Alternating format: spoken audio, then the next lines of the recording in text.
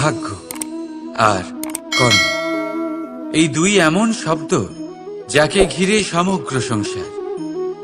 কেউ বলে আমার ভাগ্যে এটা ছিল না, যা পেলে আমার জীবন অন্যরকম হতো। কেউ বলে আমার গত জন্মের কর্ম নিশ্চয়ই এমন ছিল, যে কারণে এই জন্মে এরকম ভাগ্য পেয়েছি আমি। এসব বাদ দিন আর একবার শান্ত চিত্তে ভাবুন। আপনি বুঝতে পারবেন যে ভাগ্য আর কর্ম এই দুই এই জন্মের। তফাৎ শুধুমাত্র এটাই যে যদি ভাগ্যের কথা বলা হয়, তাহলে আপনি এই ভাগ্যের থেকে যত বেশি আশা করবেন তত বেশি নিরাশ হবেন আপনি। কারণ এই আশা আপনাকে কর্ম করা থেকে আটকায়। যদি কথা বলা হয় কর্মের, তাহলে নিজের কর্মের প্রতি যত বিশ্বাস রাখবেন তত বেশি সফলতা আপনার কাছে আসবে। তাই একটা কথা মনে রাখবেন, ভাগ্য আপনার কর্ম নির্ধারণ করে না, কিন্তু আপনার কর্ম আপনার ভাগ্যকে অবশ্যই নির্ধারণ করে। রাধা রাধা। মানুষের স্বভাব হলো যে সে সবসময় নিজে বলতে চায়, কারুর কথা শুনতে চায় না। কিন্তু তার এই স্বভাব তাকে এক বিশাল বড় জ্ঞানের থেকে দূরে সরিয়ে রাখে, সামনের মানুষের ব্যক্তিত্বের জ্ঞানের থেকে দূরে। তাই যদি আপনি কাউকে চিনতে চান, কাউকে বুঝতে চান, তাকে থামাবেন না, শুধু বলতে দিন। কারণ একজন ব্যক্তির ব্যক্তিত্ব লুকিয়ে থাকে তার কথার মধ্যে, আর তার আসল পরিচয় লুকিয়ে থাকে তার শব্দের পেছনে। বলতে দিন, আস্তে আস্তে আপনি সব বুঝতে পারবেন। এটাই তফাৎ হলো একজন সাধারণ মানব আর একজন মহামানবের মধ্যে। এক যে কাউকে বলতে দেয় না, আর এক যে সবার কথা শুনে।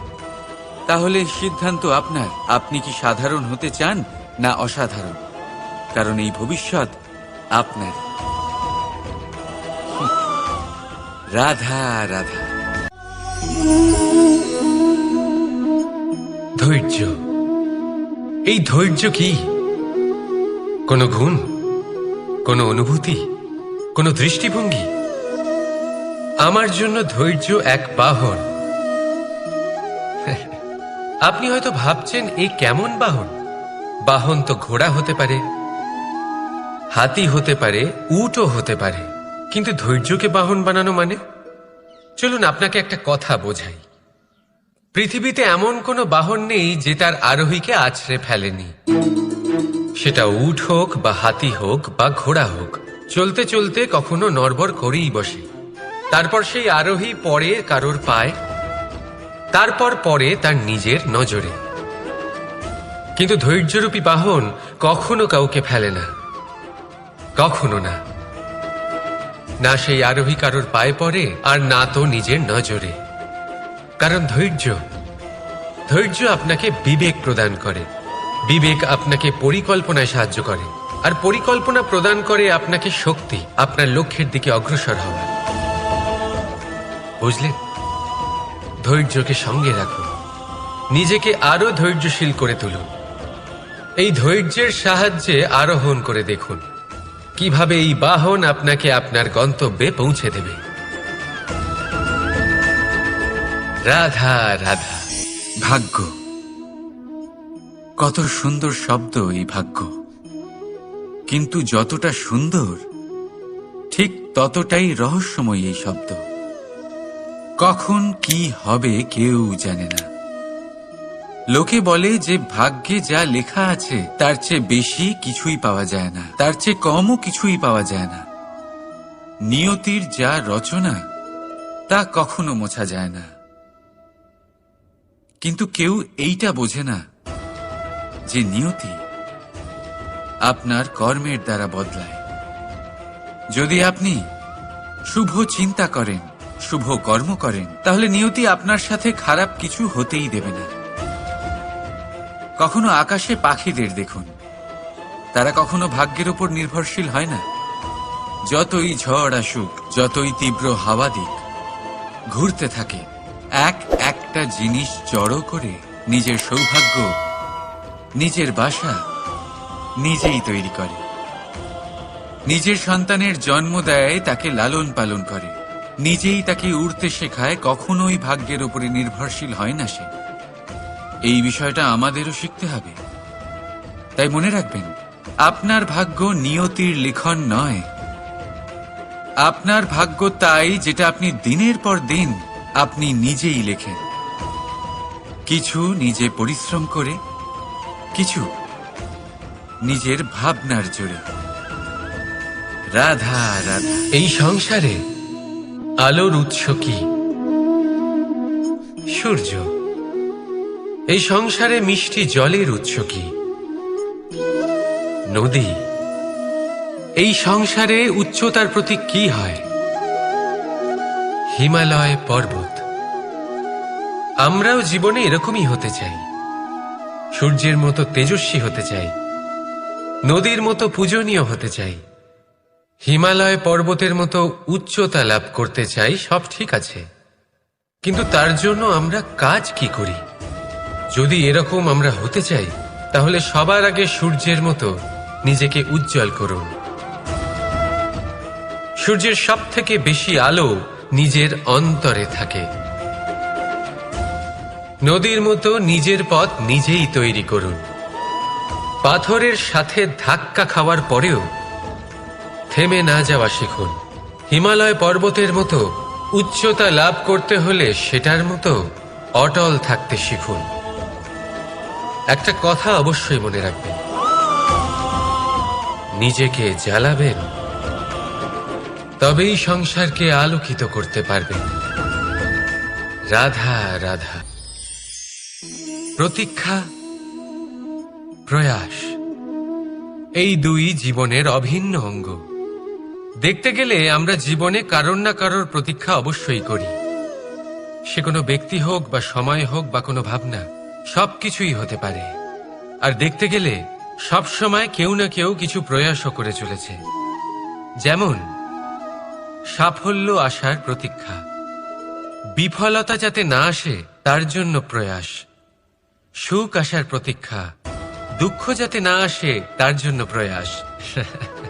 এবার প্রতীক্ষা আর প্রয়াসের মধ্যে এক ঘনিষ্ঠ সম্পর্ক রয়েছে, আর তা হল যিনি প্রতীক্ষা করেন তিনি ঠিক তাই পান যা একজন প্রয়াস করা ব্যক্তি পেছনে ফেলে আসে। তাই প্রতীক্ষা নয়, প্রয়াস করুন। এই প্রয়াসের মধ্যেই সুখের চাবিকাঠি রয়েছে।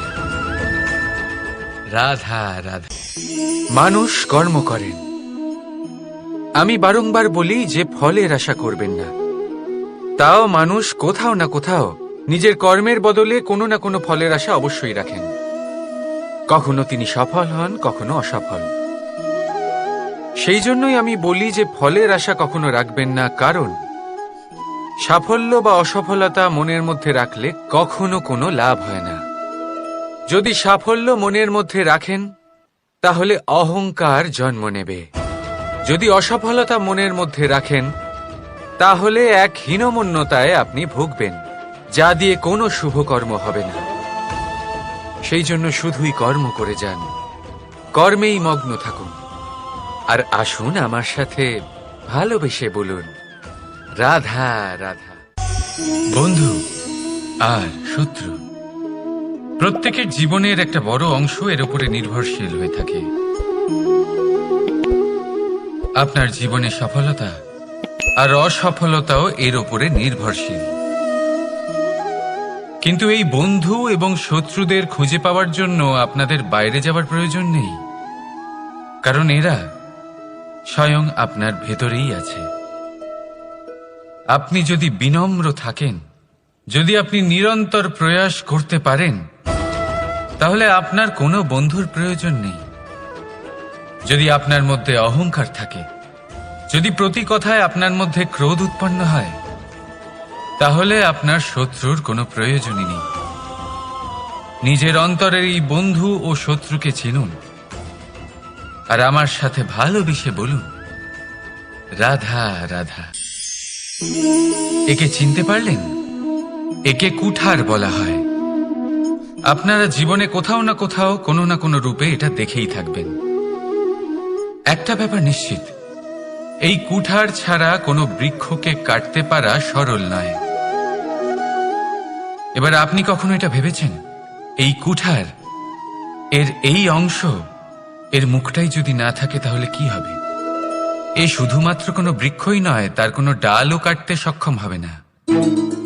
এবারে ভাবুন, এই শুকনো কাঠের হাতল এ আমরা কোত্থেকে পেলাম? কোনো এক বৃক্ষ থেকেই। সেই ডাল যাকে কেটে ফেলা হয়েছিল এক বৃক্ষকে কাটার জন্য, এই ডালই শস্ত্ররূপে প্রস্তুত। আমাদের জীবনে আমাদের প্রিয়জন, আমাদের আপনজন যখন সময় কখনো কখনো তাদের সঙ্গ না দেয়, যদি তারা দৈন্য দশায় থাকেন, তাহলে তাদের সঙ্গ কখনো ছাড়বেন না। ওনাদের প্রয়োজন শুধুমাত্র মনোবল। তা তাদের দিন, তাদের সাহায্য করা আপনার কর্তব্য। হয়তো তাদের সাথে থেকে আপনার কোনো লাভ হবে না, কিন্তু তাদের দূরে থাকাতে আপনার ক্ষতি অবশ্যই হতে পারে। সর্বদা সাহায্য করুন, সঠিক সময় আসলে তা আপনার সহায়ক অবশ্যই হবে। রাধা রাধা। আমাদের মধ্যে বেশিরভাগ মানুষেরই এই অভিযোগ থাকে যে মানুষ তখনই আমাদের স্মরণ করেন যখন সেই সময় আসে যখন আমাদেরকে প্রয়োজন হয়, যখন কোনো কাজ থাকে। যখনই এই সময় পেরিয়ে যায়, তাদের কার্যসিদ্ধি হয়ে যায়, তারা আমাদের থেকে দূরে চলে যান, ভুলে যান আমাদের। এবার এই বিষয়ে ভেবে খারাপ অবশ্যই লাগে। এই পরিস্থিতিকেই অন্য এক দৃষ্টিভঙ্গি দিয়ে দেখার চেষ্টা করুন। মনে রাখবেন, মানুষ প্রদীপের সন্ধান তখনই করেন যখন তার জীবনে অন্ধকার থাকে। আপনি প্রসন্ন হয়ে উঠুন, কারণ আপনার কাছে সেই সুযোগ আছে যে কারোর জীবনে প্রকাশের কিরণ আনতে পারছেন, কাউকে সঠিক পথ দেখাতে পারছেন, কারোর সহযোগিতা করতে পারছেন, এই পুণ্য অর্জন করতে পারছেন। কারোর থেকে কোনো আশা রাখার দরকার নেই। যার আপনাকে যতটা প্রয়োজন তাকে ততটাই সাহায্য করুন, ততটাই সবাইকে প্রেম বিতরণ করুন। আর এই প্রেমের ভাব নিয়েই আমার সাথে বলুন, রাধা রাধা। এটা সেই নৌকার প্রতিরূপ যা আমাদের নদী পার করায়। এবার বিষয়টা একটু ভেবে দেখুন, সেই বিশাল নৌকা যা আমাদের নদী পার করায়, সেটার নির্মাণ নদীতে নয়, ডাঙায় হয়। আর যদি আমরা এটাকে নদী অবধি পৌঁছতে চাই, তাহলে আমাদের দরকার পড়ে কোনো গরুর গাড়ির অথবা ঘোড়ার গাড়ির। তার সাহায্যে একে বহন করা হয়। এবার পথে যদি কোনো জলধারা আসে, কোনো নদী আসে, আর সেটাকে পার করতে হয়, তাহলে তখন সেই নৌকার ওপরে গাড়ি রাখা হয়, তারপর তাকে পার করা হয়। অর্থাৎ এই যাত্রা দুজনের সংযোগ ছাড়া সম্পূর্ণ হতেই পারবে না। সেই জন্যই এই প্রবাদ আছে, কখনো নৌকা তো কখনো গাড়ি। আমাদের সম্পর্কের মধ্যে অতি আবশ্যক, আমাদের সম্পর্কের মধ্যে অত্যন্ত গুরুত্বপূর্ণ হল সংযোগ। সবসময় একসাথে চলা, সংযোগ স্থাপন করা। সবসময় সুখী থাকবেন। রাধা রাধা। পুস্তক, পুস্তক থেকে আমরা কি না শিখতে পারি। জ্ঞান হোক, বিজ্ঞান হোক, ইতিহাস হোক, সব শিখতে পারি। কথায় আছে, একটা ভালো পুস্তক, একটা ভালো গ্রন্থ পাওয়া তা 100 ভালো বন্ধু পাওয়ার সমান। কিন্তু যদি একটা ভালো বন্ধু পাওয়া যায়, তাহলে তা গোটা গ্রন্থাগারের সমতুল্য। সে আপনাকে কর্মের বিষয় জ্ঞান দেয়, সাফল্যের রসায়ন শিক্ষা দেয়, সে আপনাকে ইতিহাসে অমর করে রাখবে। শুধু তাই নয়, সে আপনাকে শুধু পথই দেখাবে না, সেই পথে আপনার সাথে সঙ্গী হয়ে চলবে সে। সেই জন্য জীবনে যদি কোনো ভালো বন্ধুকে পাশে পান, তাহলে তাকে আপন করে রাখবেন, তাকে সামলে রাখবেন, জীবন সহজ হয়ে যাবে। রাধা রাধা। বর্ষা ঋতু শুরু হলেই পাখিদের মধ্যে চাঞ্চল্য বেড়ে যায়। আর সেটা হবে নাই বা কেন? বাসা ভেঙে যায়, বৃক্ষ ভেঙে পড়ে, প্রত্যেক পাখি তার থাকার জন্য একটা নতুন জায়গার, একটা ছায়ার, একটা ছাদের খোঁজে থাকে। শুধু একটা পাখি এসব কিছুই করে না। না তো তার এসব সমস্যা নিয়ে কোনো চিন্তা থাকে, না কোনো দরকার পড়ে। আর সেই পাখি হলো বাজ। সেই সব সমস্ত ছোটখাটো সমস্যার থেকে অনেক দূরে ওপরে উড়ে বেড়ায়, মেঘের থেকেও অনেক উঁচুতে। তাই এই সব ছোটখাটো সমস্যা যা আপনার জীবনে এসে থাকে, এই সব নিজের চারপাশকে ঘিরতে দেবেন না। নিজের চিন্তা ভাবনাকে অনেক উঁচুতে রাখুন।